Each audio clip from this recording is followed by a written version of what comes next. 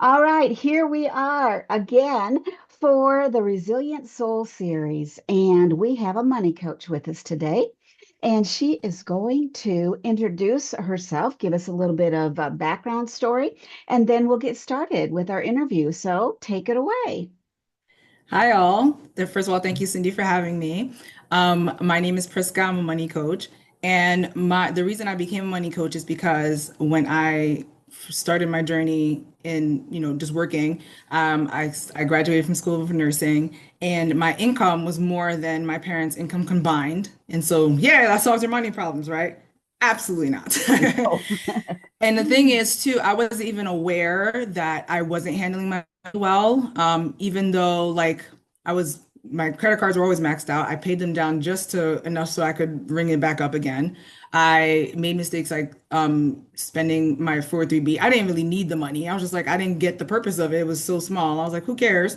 I care today. Um, and Yeah. also just I think in the first year, like I bought a new car, which it just feels like the thing you're supposed to do, especially being first generation American. And then I was like, they during like the servicing, I was like, oh, I like this other car. And I traded my car in for that one. I'm like, what is this? Like, there was no like intention at all. It was like whatever my feelings told me when it came to my money, I just did.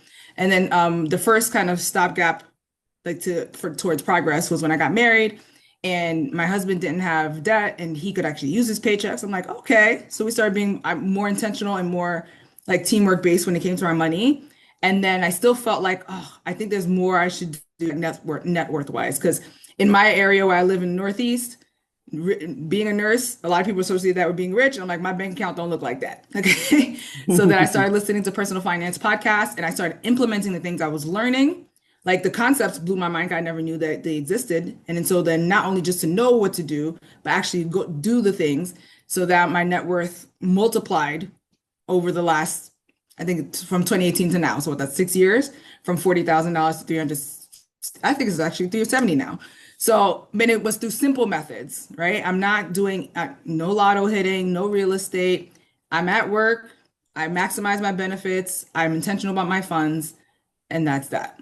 So I want to show people that it doesn't require so much. You don't have to be the smartest tool in the tool shed. Like it's literally just creating a system that works for you forever. Right. And it's all about figuring out those simple steps that you can put into place to make things work and happen. And, obviously, when you got married, your husband had already figured that out, it sounds like. And then the two of you together were able to make magic, which I think is really cool. And my story is a little bit different when it comes to money, but my previous marriage, he did not care Mm. what happened. He would go to the bank, and if the bank said, the teller, and if the bank said we had money, he'd just withdraw it. Oh, wow. And yeah, and not tell me. And we would bounce checks. We would not have money to pay our bills because we were not on the same page money wise. And so I wanted to share a little bit about how what you do as a money coach can empower people, maybe even people in the same situation I was in. And I'll tell you honestly, I did not figure it out on my own Hmm. because by the time we ended up going, parting ways, he filed for bankruptcy, and it Wow. just broke my heart because I I wasn't the one that was overdoing it. Extending it, yeah. And I talked to our lawyer, and they said, you really don't have any choice because if not, then you're going to have to pick up all of the bills that he's made. Yeah. So it was sad. It was hard for me. And so, finding someone that's really passionate about helping people with their finances. And you've proven, and it's interesting because I started over in when I got married to my new man, and that was in 2000, let's see, 2000. I know Hmm. when I was married. But it took us a long time to pull ourselves back up after a bankruptcy. You did Hmm. it in record time in my book. So, how did you achieve that? I mean, what were some of the first, because it had to have been massive, like big Yes. difference, big a shift. Yes. Yes. So fortunately, I've never experienced bankruptcy, but I have experienced debt that degree. And honestly, and I'll lean more into my story a little bit later, there are things that have changed in our finances recently that have again tested this theory. And now I actually could speak with more conviction as to how much this works. Okay. So when I first started, the thing was more about just setting the intention. So when the like how are we going to spend our money, what things are we going to spend our money on, how much are we willing to spend, like creating certain rules in our relationship as to like, hey, if I'm spending this much, then I got to talk to you, but if not, we have this certain discretionary funds that are separate for us. So all these things like kind of establish a standard for us to follow. So, and also one of the big things I feel like a lot of people miss out on, it's very basic, is making sure that you put savings aside first. So people are inclined, and I was one of those people, to like pay the bills and then save what's left when you really, it challenges you to do it the other way, and it behooves you to do it that way because then the amount of savings you're doing every paycheck or every month remains consistent, and then you have something to draw from that allows you not to be dependent on debt in order to get to the next stage of life. So if you're not Hmm. prioritizing your savings, it makes it a huge challenge, like almost impossible for you to build wealth, for you to build your savings, for you to get out of debt. Because when something comes up, which life is always going to life, right? When something comes up, you need to be able to draw from those funds. On the fifth side, not today. Recently my husband had shared, I was like, this is more his story, but I wanted to, but he's put it on the internet, so now I'm here, I'm okay sharing it. That he had a business venture that didn't do well, and it sunk $300,000 of debt, right? That we Mm. have to deal with. And two, at the time, his day job was also not consistent. So this really tested the theory of what having a system can do for you because our life did not change. Okay, we didn't. When I say on the outside, right? Nobody on the outside knew unless he shared it, or or my family knew. Our families knew, but like it wasn't out in the world. Nobody knew. Nobody could tell because we had created a life. First of all, that was based off one income. So like when we picked where we live, we wanted a place that, hey, if one of us weren't working, we should still be able to sustain it. And that was in 2015 when we bought our place and only needed to really do it in 2023. But it just goes to show like having a system, having a standard, not just doing things because other people say to do it or buying the fancy thing, really looking at your values and like making sure that you're trying to get through anything together as a family, basically. So Yes. Mm. with that, now we're like trying to work on paying his debt off. So he was someone, the reason I related to your thing a little bit was because I'm like, he was, if you not he should file for bankruptcy. He made sure none of the stuff was in my name. So that was one safe thing and it was in the business name.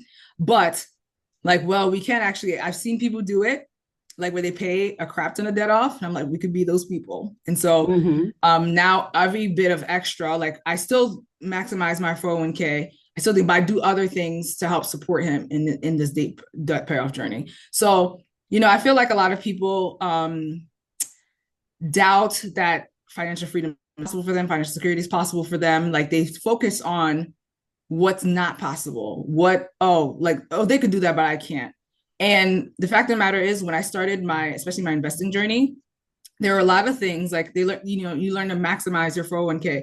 I was not in that position at the time. I was spending like, more money than that I had available to me, which made it challenging to maximize that. So I started, like I started doing a little bit until now I can do it consistently. So instead of looking at people's stories that are doing well and saying, oh, I can't achieve that because of my situation, what about their story is achievable for you? And that's what I would encourage people to do. Like you are capable of doing the things, but you have to make the choice. Yes. And the thing is, it's all about reframing because you have shown, and it's interesting that this story turned around a bit in 2023, so that you are not coming at just constant acquiring. You were in a place where you needed to shift again in a different way, and Mm-hmm. it's to me that's inspiring. that you were able to do that and you're still doing the do right now. And so, when it comes to investing, first off, because that's what you said, number one, pay yourself first. Mhm. For us, what helped us to get over the hump, because bankruptcy on my end of the divorce and on his end of a divorce, they were in significant debt. And so we worked together, myself and my new husband, to pay off his debt, even though my debt was in that bankruptcy deal. But anyway, Mm. we had a family member that is a financial investor and consultant who helped us set up teeny tiny pay yourself first, and then they had us do a fund in case we wanted to do something Yes. special, and then a an emergency fund. And so, what did it look like for you when you started paying yourself first? So it was interesting because like I said, before I started really implementing the concept, it was every time money was left, that's what I would put. So before that, it would be like $100 a check or $400 a check that would go into savings. It was too variable. Mm, And so it's harder to see it build, and it's harder to actually believe in your ability to save when like it feels like your savings account is moving a little inch at a time. Versus when I flipped it and made it so savings was kind of like a line item, like it is a bill, like this is how much is going in the savings. I can see it, you see it grow so much faster. And what happened too is like, remember those times where it was like, oh, it'd only be 100 left? Because of the fact that I was being intentional about savings first, I found myself spending less. It becomes so much easier to spend on the things that you don't care about and that you kind of do flippantly when you don't have it to do it. mm, mm-hmm. So, and it's not to say that oh, I'm living some life where it's like completely minimalist or anything like that, but I'm really focused on spending money on the things that actually matter to me. When I do go like grocery shopping, because that's a big variable expense, you could spend $50, you could spend $500 very easily, at a grocery store. But what is it that's actually like, what brings me value? Like there's specific foods that I like to eat for my health, things that save me time. And like, I'm not trying to do much outside of that. And having a routine is also very helpful. So like before I go shopping, here's what I do to make sure that I'm not buying another can of beans when I have like 5 cans of beans at home, So Yeah. these are the kind of things like that all those contributed to being able to feel like it wasn't a weight to pay myself first because I was being so intentional in the other areas of my life that it became easy to save. Now it's like Hmm. sometimes even when I work out my budget, there's still money left at the end. I'm like, oh, what do I get to do with it? Like Yeah. Yeah, that's interesting. And I was just looking at one of your blog posts that was, and the title of it is How to Stop Falling Behind Financially and Catch Up Fast. yep. And so, how did you do that? Stop falling behind every month. I know you've mentioned, paying yourself first, having a budget as far as your groceries go, if possible, and a list. What Mm-hmm. are some things that you walk people through in the very beginning stages if they're wanting to, get themselves back on track when it comes to their finances? So the first thing I like to talk to people is about what is their goals? Because a lot of times people spend money outside of their values because other people do things, the people around them do it. They feel like they're supposed to do it at this stage of life. Like, I should have a house. So let me just go buy a house. It's like, but did you really want a house? Like, do you plan on being stationary for the next at least 5 years? Because honestly, if you're not planning on staying in a house for 5 years, unless you're doing it for like investment purposes, it's not worth it to buy a home. Is it that like you want somewhere for your kids? Like if these things are happening because you want them, that's one thing. But what are the things that truly matter to you? And what I find, at least with the people I encounter a lot, freedom is the key. So like that's what I promote a lot is financial freedom. So what is it that will take you to get there? Like what does it mean to you to be financially free? So it could be for some people that they do have a home but that they want to pay it off as soon as possible, or that they get out of debt and so that way they have more money that they can save and feel less stress. For other people it's being able to travel more. and not feel stressed about it. Like they can have that money aside so that they can travel. So that's kind of the first thing I like to walk people through is like, what is it that you actually want out of life so that we can cater the plan, the money plan to your goals. Not of the mindset of like money needs to be like so prescriptive. We're like, for example, with the 50-30-20 rule, like if you're not saving 20%, you failed. Like, no. Like I think the like getting the principles and the mindset in place to get started is important. And as you're building consistently towards those goals, these things will naturally occur where you're going to save more. So like naturally over time, like my savings rate is now like over 40%. And but I didn't start at 40%. I started when I was putting like 6% in my 401k when I started. And so like, but through time, like, okay, I could do a little bit more. I could do a little bit more. So first thing is identifying your values, and then you build your life around those values and create a system that you can continue to implement. Yes. And so that I think makes all the difference is knowing what direction you're headed with it. Mm-hmm. And, I think it depends on what season of life you're in as well as to how much you will be able to put in the different funds and things like that. But we just need to be able to take time to dream and think about it. What is it going Mm-hmm. to be that we want to do? How is it Yep. that we want things to look? It's about dreaming too, isn't it? Because sometimes I'm sure Yep. it feels like things are chaotic. And, you know, maybe you could address that before we go and talk about what it is that you have to share with them. Um, what happens when the dream, and you have just gone through this in 2023? I Mm-hmm. mean, how did you stay on track and not just get so frustrated? Well, frustration was part of the process. So I don't want to deny that. I don't want you to think that because I did have a plan, I was like, well, we got this, no worries, right? First of all, the business venture in itself, like, is not something I was a big fan of. So it was very upsetting that not only did it happen at all, but then it wound up putting us in a situation that was much more challenging than I'm like, we didn't need this, you know? But Yeah. I think for one, therapy was very helpful. Okay. Because we needed to get through, at least on his end too, like what made him make a decision like that. Like for him to work through his mindset as to like why he would expose himself to so much risk unnecessarily. And on my end, like it was kind of a weird thing because like the whole reason I'm now good with money is because of him, right? But Yeah. now it's like on the flip side, I get to support him through his struggle financially. And I think that that was a very humbling thing to go through because now I'm recognizing I'm in a space to do that.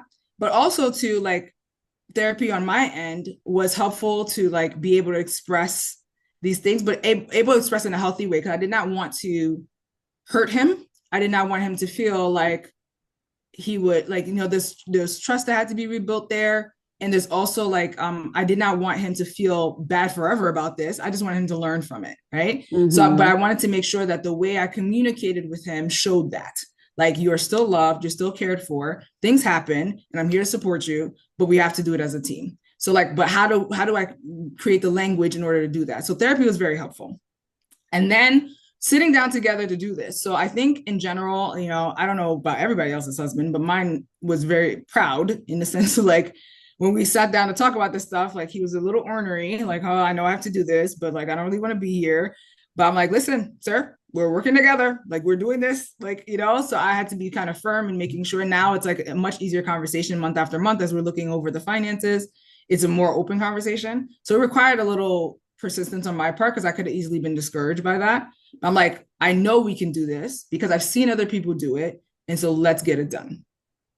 There you go. And it's just, there's no other way around it, you Mm-hmm. know, making it a must. This is what's going to Yes. non-negotiable, so they say. Yes.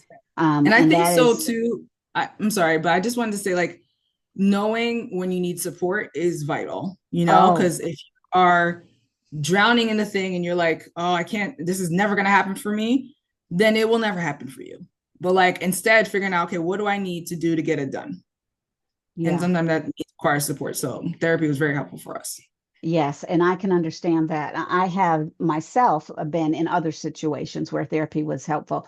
And I mean, even when having to admit to some of our family members, the Mm, ones that were doing the financial, and let them look at that and they're like, Uncle Ken, what in the yeah. world?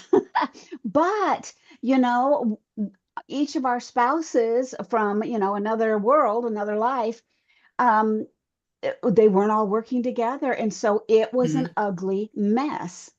Yeah. And but fortunately, our people stood behind us, supported us, and just helped us. And I'll tell you what, I doubted sometimes because there were times like after we'd been doing it for a couple years, and I said we can't afford it anymore.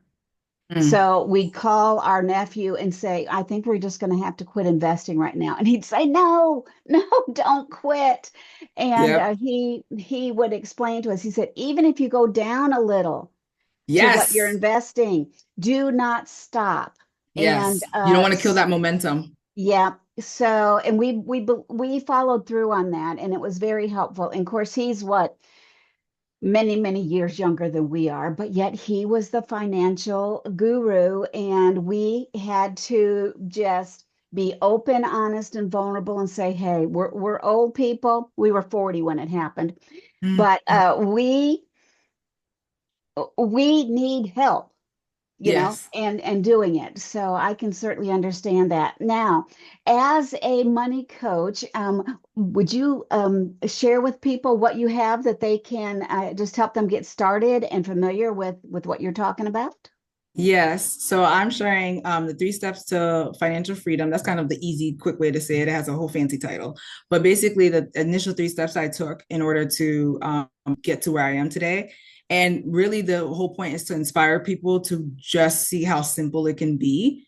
Like, don't look for like, I feel like some people, it's like, oh, because I can't do that big thing, I'm doing nothing. Like, no, let's start small. Those things make a difference. They create that gap in our finances where we can put more money to savings, put more money towards investing. But if we start with nothing because we can't do any of it, like I don't want to give up anything, and like for that's more important to me, then you'll never accomplish it. So I'd like to get people started. Yes, excellent. That sounds good. And then we are going to, for the people who are listening, and also those of you who might be watching on YouTube, down in the show notes, we are going to put the links for how you can get in touch with Prisca and just explore what is possible for you. And before we go, what is probably the best way for people to connect with you? So I live most Instagram. My email list though is the easiest way. So if you do grab that freebie, you will get on my email list and you could reach out to me directly there by either booking a call or by just emailing me back. I host a lot of like smaller events to help people get more acclimated to money. So like you could always join in on one of those things. So I try to create and more opportunity for people to get the resources that they want. Mhm. So or that they need. So yeah, I'm here to help. Wonderful. Well, thank you so much for taking the time to share and for being open. I'll tell you what, just hearing about, that little glitch that came about with you and your husband, um, I had mine. It just looked different, Yeah. and we all may be going through things. I don't think there's too many of us that were born wealthy. So Yeah. if we want to build our version of wealth that is going to make us happy and we're going to be able to have the impact that we want to have on, the world around us, then Yes. let's get started now. Hmm. I started when I was in my 40s. You were younger, obviously, in 2018 when you started, but it's never too late to start, right? Yes. Agreed. It's just a All matter right. of like making that commitment to yourself. There you go. All righty. Okay. Well, thank you, everyone. And if you have any questions, reach out to us. We will be more than happy to connect with you. All right. Yes. We'll talk later. Bye. Bye bye.